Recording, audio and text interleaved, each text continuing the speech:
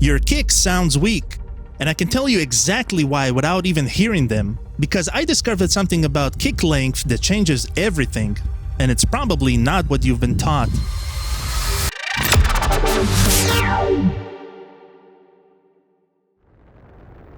When I first started using Kick 2, I made my kicks around 1/16th length, like most tutorials suggested.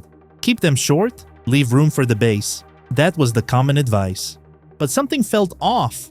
My kick sounded more like a polite tap than that chest-hitting boom I was after. So I started studying tracks where the kicks really knocked. The ones that made you feel it, physically. And I discovered something interesting. Those kicks were lasting about 1/8th note.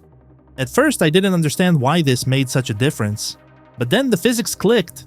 In dance music, we work with 1/4 note beats. When you split that in half, first 1/8 for the kick, second 1/8 for the bass, each element gets its own space to breathe without fighting each other. Here's what I learned. When a kick pitches down, it needs time to reach the fundamental frequency. Say you're in the key of F. That sine wave has to travel all the way down to F1, which is 43.65 Hz. With a 1/16th pitch down length, it simply travels there too quickly while not appreciating the road. So you lose those crucial low-mid frequencies between 150 to 650 Hz that give a kick its punch. Instead of a full boom, you get more of a poof.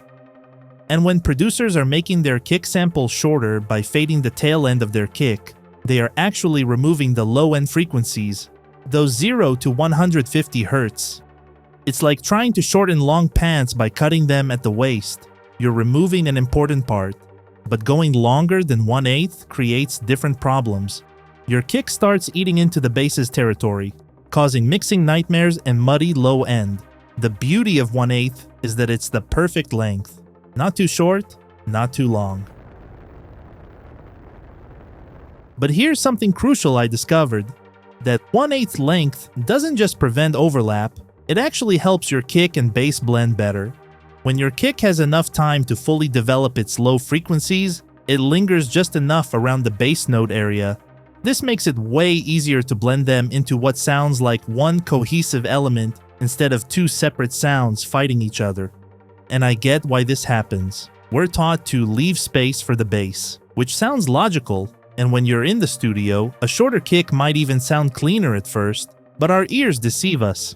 Without understanding the physics behind it, we're all just doing our best with what we think sounds right. And while this doesn't apply to every kick in every genre, it is a good general rule of thumb. But for hip-hop and trap, you'll often use 1/16th length kicks intentionally because they're softer with a more subdued punch. And it fits the vibe of those genres, so don't be afraid to experiment. But length is just one piece of the puzzle. Even with perfect timing, the shape of your pitch curve determines whether your kick sounds amateur or professional. So, do you know how to set it right?